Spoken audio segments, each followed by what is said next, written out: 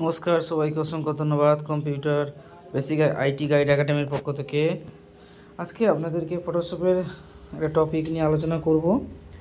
ফটোশপের কিভাবে pen tool দিয়ে ছবিটাকে কাটবেন, ফেস কীভাবে করবেন তার পদ্ধতিটা আপনাদেরকে দেখাবো। তা ফটোর কীভাবে কালার চেঞ্জ করবেন, পেন টুল দিয়ে কাটবেন, এবার সমস্ত কিছু। এবারে স্টার্ট বটমে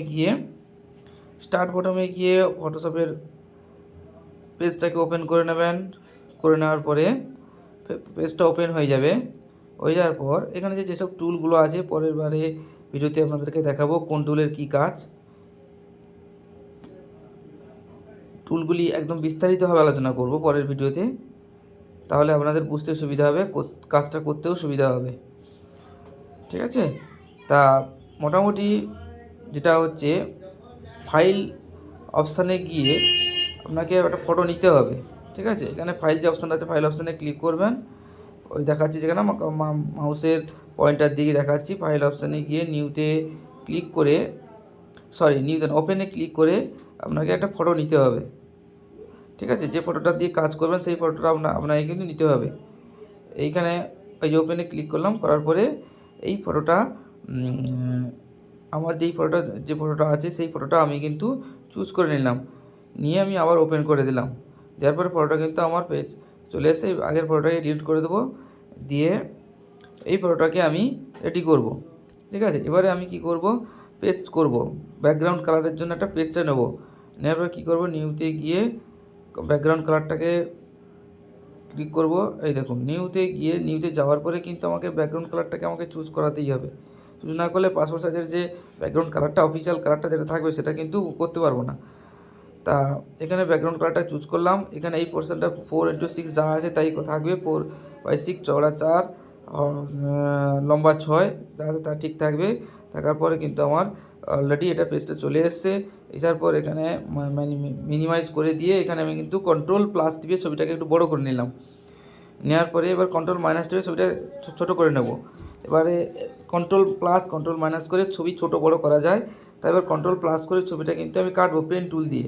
পেন টুল সিলেকশান করলাম, পেন টুল দিয়ে সিলেকশান করে ধীরে ধীরে বর্ডার সাইড ধরে ধরে স্লোলি কিন্তু আমি বর্ডারটাকে পুরো মার্কিং করব, করে কিন্তু ওখানে ছবিটাকে কেটে নেব, নিয়ে কিন্তু পাসপোর্ট সাইজে তৈরি করব।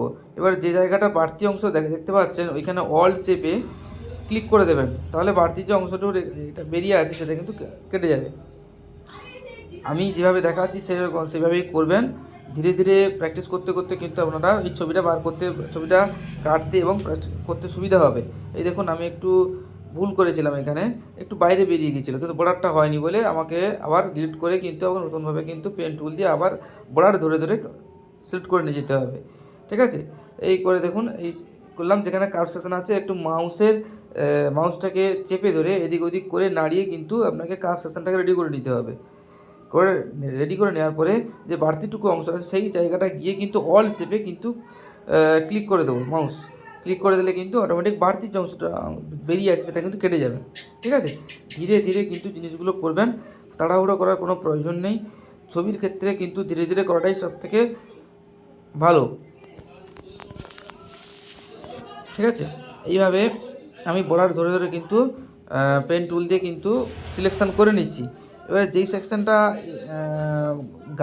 গালের সাইডটা যেটা দেখতে পাচ্ছেন, যেটা হচ্ছে একটু বাঁকানো টাইপের আছে বা কানটা একটু বাঁকানো আছে, সেটাকে কী করতে হবে আপনাকে, ওই ক্লিক করে মাউস পয়েন্টটা চেপে ধরে কিন্তু এদিক ওদিক মুভ করে কিন্তু কোন সাইডটা গোল আছে, কার্ভ একটু আছে, সেই কার্ভটাকে কিন্তু আপনাকে অ্যাডজাস্ট করে নিতে হবে। সেটা নিজেকে নিজের চোখের আইডিয়াতে ডিপেন্ড করে নিতে হবে, অ্যাডজাস্ট করে নিতে হবে। তাই এবারে চুলের অংশটা যেটা আছে সেটা গোল করে, মাথার অংশটা তো গোল হয়, সেই গোল অংশটাকে আমি কিন্তু ওই পেন টুল দিয়ে কেটে কেটে ধীরে ধীরে করে নিচ্ছি।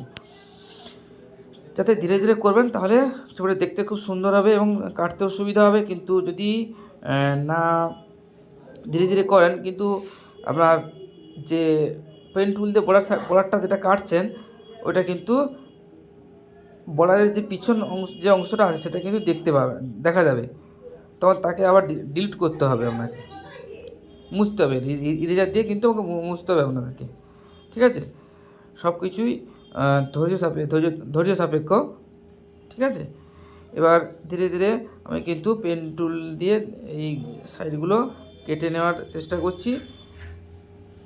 আমি কিন্তু আপনাদের দেখানোর জন্য কেউ ধীরে ধীরেই করছি, ঠিক আছে?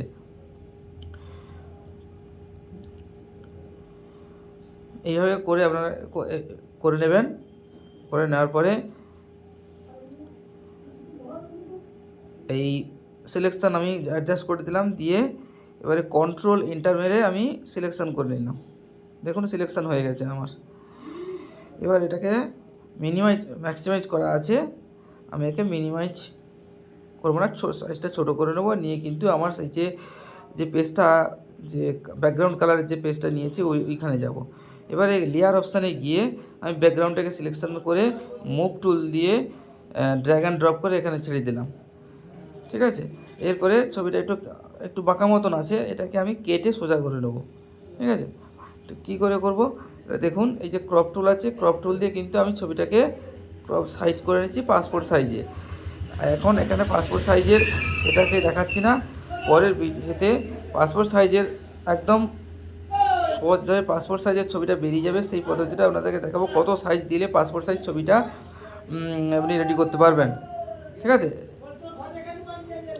পাসপোর্ট একদম সেই সাইজটা দিয়ে দিলে কিন্তু আপনার পাসপোর্ট সাইজ ছবিটা কিন্তু হয়ে যাবে। আপনাকে এইভাবে ক্রপ টুল দিয়েও, ক্রপ টুল দিয়ে তো কাটতেই হবে, তখন এতটা এটা ক্লিক করে এটা প্রেস করে ওটা করতে হবে না, মাপ দিলেই তারা অটোমেটিক পাসপোর্ট সাইজ হয়ে যাবে। আমি কিন্তু ক্রপ টুল দিয়ে কেটে সাইজ করে নিয়ে পাসপোর্ট সাইজ আমার কিন্তু অটোমেটিক ছবিটা বেরিয়ে গেল। এরপর আমি এই যে একটা টুলটা আছে, এই টুলটা দিয়ে আমি কি করব, ধীরে ধীরে ওই যে জায়গাটা আমি একটু ছবিটা একটু ফ্রেশ করতে চাই, বর্ডারটা কানের সাইড থেকে ধীরে ধীরে চেপে একদম প্রেস করে ধীরে ধীরে মাউসটাকে মুভ করে গলার সাইডটা গোল করে নেব, নিয়ে গলার সাইডটা গোল করে নিয়ে এখানে ছবিটার মুখটাকে ফ্রেশ করব, ঠিক আছে? এই দেখুন আস্তে আস্তে করে নিয়ে যাবেন, নিয়ে যাওয়ার পরে এইখানে অ্যাডজাস্ট করে দেবেন, হয়ে গেল। এরপর কি করবেন, কালারটা ফ্রেশ করব, তো কোনো সময় কন্ট্রোল এম করবেন, কন্ট্রোল এম করে এই দেখুন প্লাস অপশানটা দিয়ে কিন্তু দেখুন ডাউন করছি যখন কালো হয়ে যাচ্ছে। এবার যখন একটু আপের দিকে নিয়ে যাবো কিন্তু দেখুন ফর্সা হয়ে গেছে, ছবিটা ফর্সা হয়ে গেছে। কালো ছবির ক্ষেত্রে এই জিনিসগুলো করতে পারেন। আরও একটা পদ্ধতি, সেই পদ্ধতিটা পরে দেখাবো। এক পদ্ধতি দেখালে আপনারা মনে রাখতে পারবেন না, করতেই পারবেন না, অসুবিধা হবে। এবার ব্রাইটনেস দিয়ে আমি কী করবো, ব্রাইটনেসটাকে কন্ট্রাস্টটাকে একটু বাড়িয়ে দেবো, তাহলে গ্লেজি হয়ে যাবে ছবিটা, অয়েলি টাইপের, মানে অর্থাৎ গ্লেজি টাইপের হবে।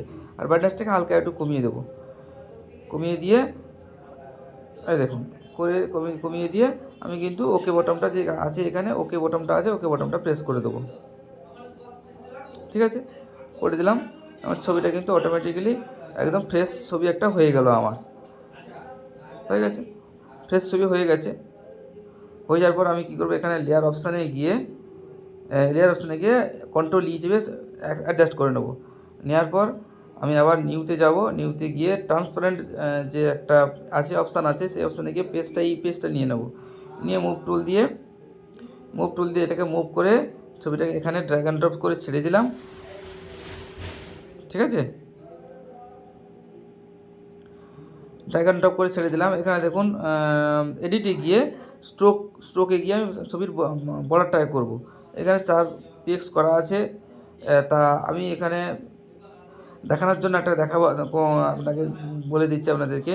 এডিটে যাব, এডিটে গিয়ে স্ট্রোক অপশানে যাব, গিয়ে দেখুন এই যে অপশানটা আছে ইনসাইড, সেন্টার, আউটসাইড। তো আমি আউটসাইড বর্ডারটা করব। এখানে আমি একবার সেন্টার করে দেখাচ্ছি, দেখুন সেন্টার করে দেখাচ্ছি, কিন্তু একটা সেন্টারের মধ্যে হয়ে যাচ্ছে, বর্ডারটা হয়ে যাচ্ছে, কালো একটা বর্ডার, ছবির কালো বর্ডারটা দিলে খুব দেখতে সুন্দর লাগে, ঠিক আছে? আবার স্ট্রোকে গিয়ে আমি আউটসাইড করে দিলাম, ইনসাইড করলাম। ইনসাইড করে দেখলে ইনসাইডের মধ্যে কিন্তু ছবিটা বর্ডার হয়ে যাচ্ছে, আপনারা বুঝতেই পারছেন না, ঠিক আছে? এবার আবার দেখাচ্ছি, এডিটে গিয়ে স্ট্রোক গেলে সেন্টার গিয়ে করলাম, ওকে করলাম, হচ্ছে না ঠিক মতন। আমি বারবার দেখানোর চেষ্টা করি যাতে আপনারা বুঝতে পারেন। ওকে করে দিলাম, আউটসাইড বর্ডার মোটা হয়ে গেল। ওকে, খুব সুন্দর হয়ে যাবে। এইভাবে করে আপনারা ছবিটাকে বর্ডারটা করে নেবেন, সাইড বর্ডারটা কবে দেখতে সুন্দর হবে। এরপরে কন্ট্রোল টি চেপে ছবি ছোটো করবো। শিফট অল্ট চিপে ছবিটাকে মাউস ধরে চেপে নিয়ে সাইজে নিয়ে চলে আসবো। ঠিক আছে, কি শিফট অল্ট চেপে, ঠিক আছে,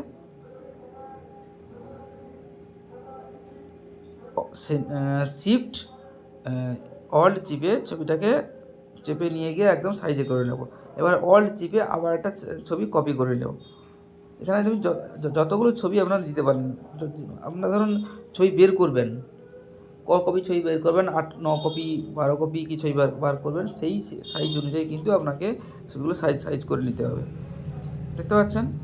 ঠিক আছে, এইগুলো কিন্তু করার পরে আমি কন্ট্রোল করে অ্যাডজাস্ট করে নিচ্ছি ছবিগুলো। কিন্তু এখানে যতবার একটা লেয়ারে গিয়ে ওই কন্ট্রোল করে ছবিগুলোকে অ্যাডজাস্ট করে নেবেন।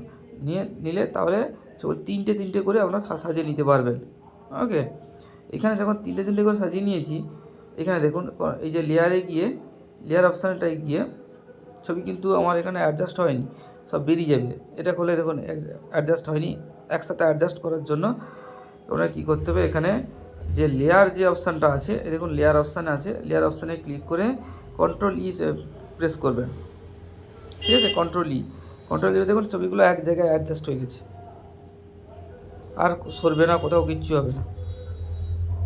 ঠিক আছে, এইভাবে করে আপনি 6 কপি 12 কপি যা ছবি প্রয়োজন নিজেরা বের করে নিতে পারবেন, নিজের ছবি। এবার মোবাইল থেকে কীভাবে পাসপোর্ট সাইজ ছবি বার করবেন তাও দেখাবো আপনাদেরকে। এবারে এখানে ছবি করার পরে প্রিন্টিং অপশানে গিয়ে প্রিন্টারটাকেও চুজ করে নেবেন, কোন প্রিন্টারে দেবেন। অ্যাকচুয়ালি এটা কালার প্রিন্টারটাই বের করানো হয় ছবিটা। আমার এখানে প্রিন্টার সেকশানটা অ্যাডজাস্ট করা নেই, ইনস্টল করা নেই, তার জন্য আমি দেখাতে পারছি না। প্রপার্টিজে গিয়ে এবার পেপারটা কী নেবেন, গ্লোসি পেপার না এপসন ইন্টারজেক্ট পেপার, কোনটা পেপারটা খুব ভালো হবে আপনার ছবির জন্য। তো ছবির জন্য পেপারটা তো আলাদা আলাদা পেপার থাকে। করে ওকে করে দেবেন, দিলে আপনার ছবি কিন্তু এই পাসপোর্ট সাইজ ছবি কিন্তু বেরিয়ে আসবে। খুব সহজ পদ্ধতিটা, কিন্তু প্রথম একটু বুঝতে অসুবিধা হবে, পরে কিন্তু এই আর অসুবিধাটা হবে না, আপনারা করেই নিতে পারবেন।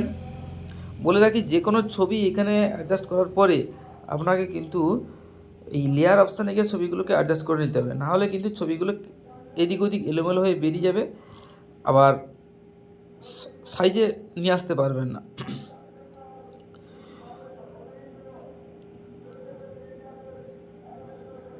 মূলত এটা একটা পদ্ধতি দেখালাম। পরের ভিডিওতে কিন্তু আপনাদেরকে ছবি কালার রেঞ্জ কীভাবে করবেন, কালারটাকে কত সুন্দর করবেন তার পদ্ধতিটা আপনাদেরকে দেখাবো। আর টুলগুলো সম্বন্ধে আপনাদেরকে বলবো কোন টুলের কী কাজ। আর ভিডিওটা ভালো লাগলে লাইক করে দেবেন, আর পরবর্তী ভিডিও পাওয়ার এবং সাবস্ক্রাইবটা অতি অবশ্যই